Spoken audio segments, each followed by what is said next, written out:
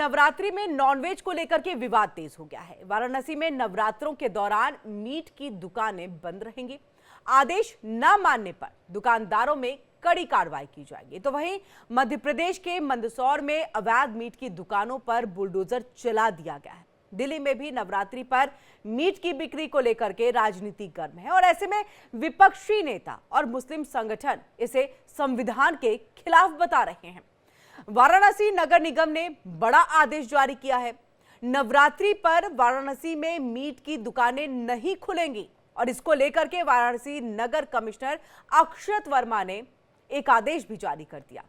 उन्होंने कहा है कि नवरात्रि के दौरान वाराणसी में सभी मीट की, मांस की और मछली की दुकानें बंद रहेंगी। महापौर अशोक तिवारी ने भी कहा है कि अगर कोई दुकानदार इस आदेश का उल्लंघन करेगा तो उसके खिलाफ सख्त कार्रवाई होगी। कल कार्यकारिणी समिति की नगर निगम की बैठक थी, तो उसमें ये प्रस्ताव सर्वसम्मति से पारित हुआ कि जो नवरात्रि के दिन है पूरे 9, तो उनमें जो है कोई भी पूरे संपूर्ण नगर निगम क्षेत्र में कोई भी मीट मांस की दुकान नहीं खुलेगी। ऐसा प्रस्ताव इसमें सर्वसम्मति से पारित किया गया है, तो उसका अनुपालन निश्चित तौर पे कराया जाएगा। जो नगर निगम का कार्यकारिणी समिति या सदन है, उनके जो निर्णय होते हैं वो नगर निगम का जो क्षेत्र है उसके लिए लागू होते हैं, तो पूरा नगर निगम का जो क्षेत्र है उसमें ये निर्णय लागू है।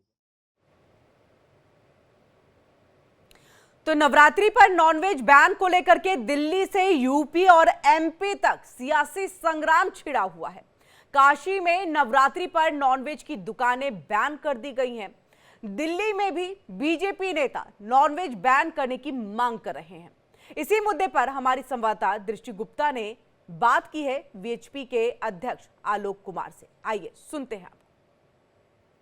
कल से चैत्र नवरात्र शुरू हो रहे हैं और ऐसे में ये मांग उठ रही है विभिन्न राज्यों से कि मीट मच्छी की दुकानों को बंद किया जाए मंदिर के आसपास और शहरों में।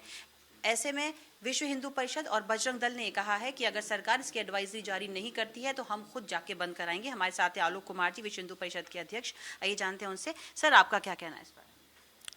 मेरा कहना यह है कि भारत में अनेक धर्मों के लोग रहते हैं। हम सब ने मिलकर के भारत का समाज बनाया है।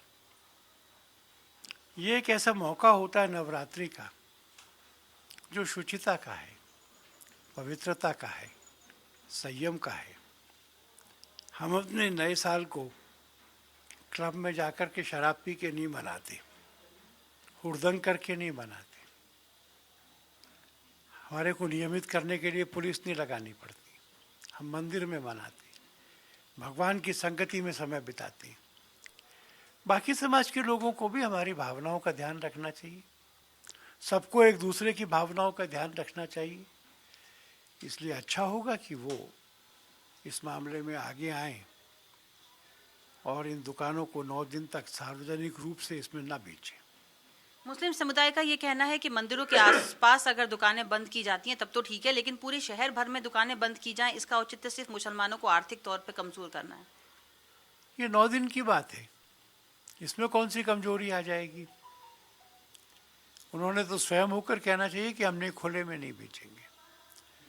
मैंने लाइसेंसिंग रूल्स दिखवाए हैं, खुले में बेचने के लिए तो लाइसेंस भी नहीं मिलता।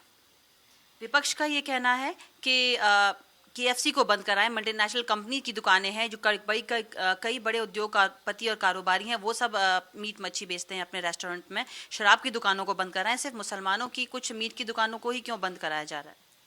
स्थायी रूप से बंद नहीं कराया जा रहा, केवल 9 दिन की बात है।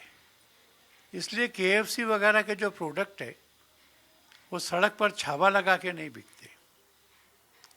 वो एक एनक्लोज्ड जगह पर बिकते हैं। दोनों की कोई तुलना नहीं है। और विश्व हिंदू परिषद ने भी सब लोगों को वेजिटेरियन होने चाहिए, ऐसा कभी नहीं कहा है। बहुत बहुत शुक्रिया हमसे बात करने के लिए। तो ये थे आलोक कुमार जी, जिन्होंने बताया कि 9 दिन की बात है, संयम रखें। कैमरामैन कमल के साथ दृष्टि गुप्ता, इंडिया डेली, दिल्ली।